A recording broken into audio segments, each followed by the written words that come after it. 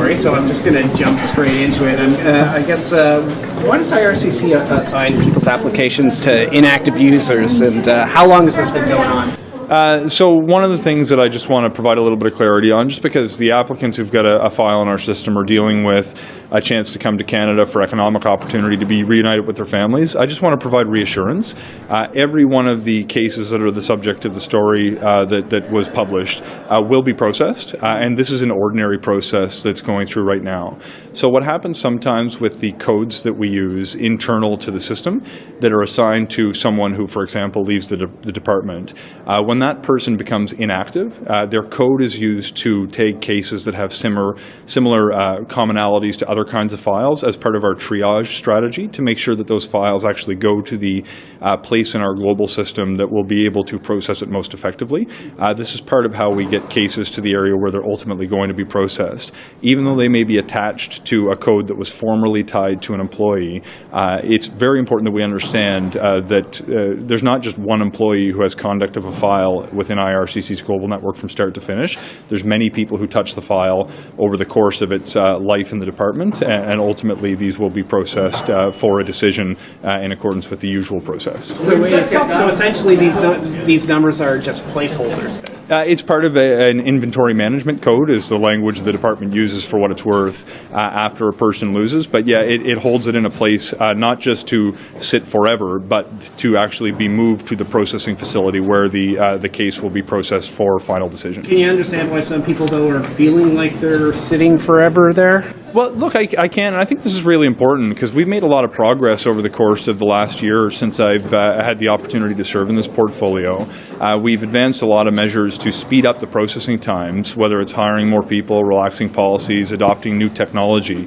But there's people who've been in the system longer than would normally have been the case pre-pandemic. We're going to be able to provide a really positive update a few days from now, but numbers as of a month ago have seen the actual number of cases in our inventory reduced by more than 300,000.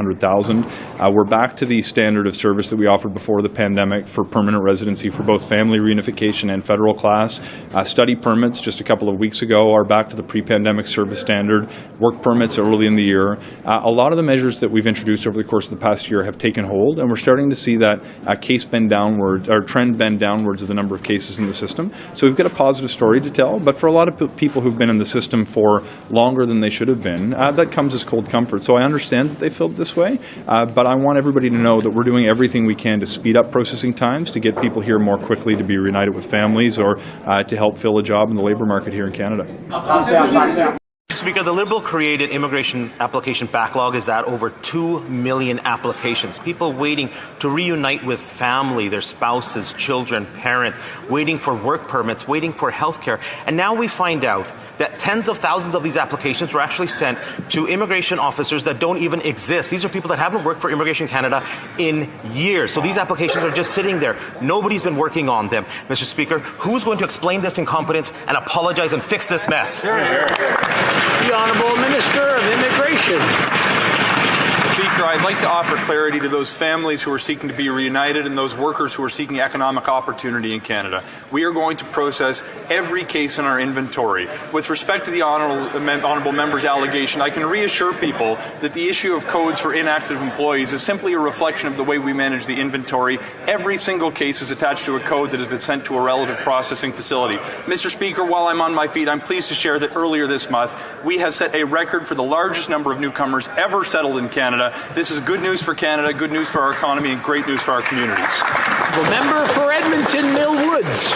Mr. Speaker, there's another example of how Canadians are having to pay for their incompetence, their mistakes, their mismanagement. To them, it's just codes, but these are real families behind these applications, people waiting to reunite with loved ones, waiting for health care, and yet they're making more announcements. So you can tell me, please, I'm asking them now, how are they going to fix this mess of all these applications that have just been sitting there while people are waiting for their lives to continue?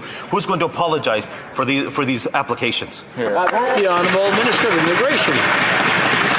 The honourable member's allegation that files are resting with officers who do not exist is unequivocally false. We will process every one of those applications. I'm pleased to share, Mr. Speaker, that as a result of the investments we've made to hire more than 1,250 people,